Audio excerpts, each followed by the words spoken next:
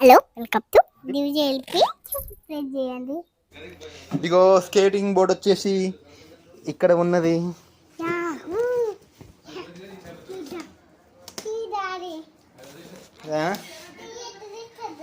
ఎట్లా చేస్తారా?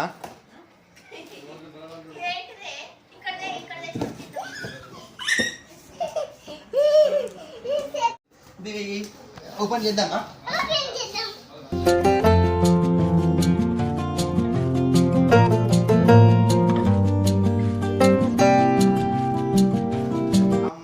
ఓపెన్ అయింది. అరే దగ్గర మంచిది చూడు. ఇట్లా కూర్చో. ఏముంది ఇలా? స్కేటింగ్ బోర్డు ఉందా? స్కేటింగ్ బోర్డు ఒక్క నిమిషం ఆగు. ఏ కలర్ అది? పింక్ కలరా? కొంచెం ఆగు. బాబు తెద్దామా? నమ్మది బాబు తెద్దామా?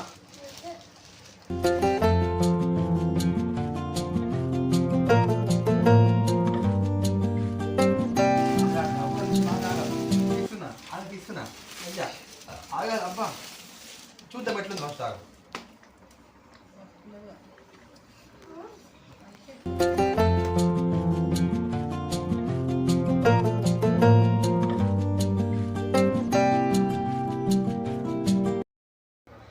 ఆహా ఎంత మంచిగా ఉందా?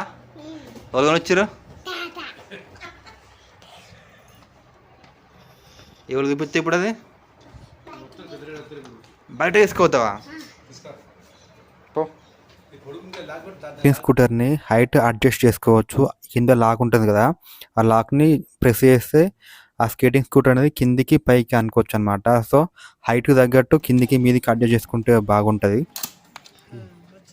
కిందికి వచ్చి లాగే స్కేటింగ్ స్కూటర్ కొన్న మొదటి రోజు దివిజ దాన్ని రైడ్ చేయడానికి చాలా అంటే చాలా భయపడుతుంది. ప్లస్ కష్టమవుతుంది. ఎట్లా రైడ్ చేయాలో ఎట్లా చేయాలో అర్థమవుతలేదు. కానీ అయినా కూడా ఎక్కడ కూడా ఆపకుండా ట్రై చేస్తూనే ఉంది.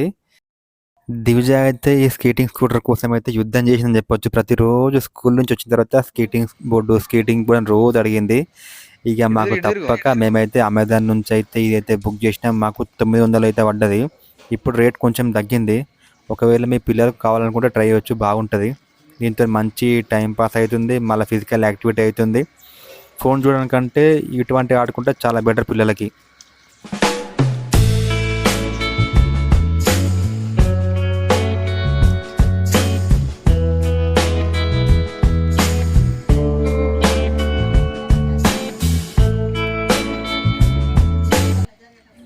కొన్న వారం తర్వాత దివిజ ఎంత ఫాస్ట్గా రైడ్ చేస్తుందో చూడండి.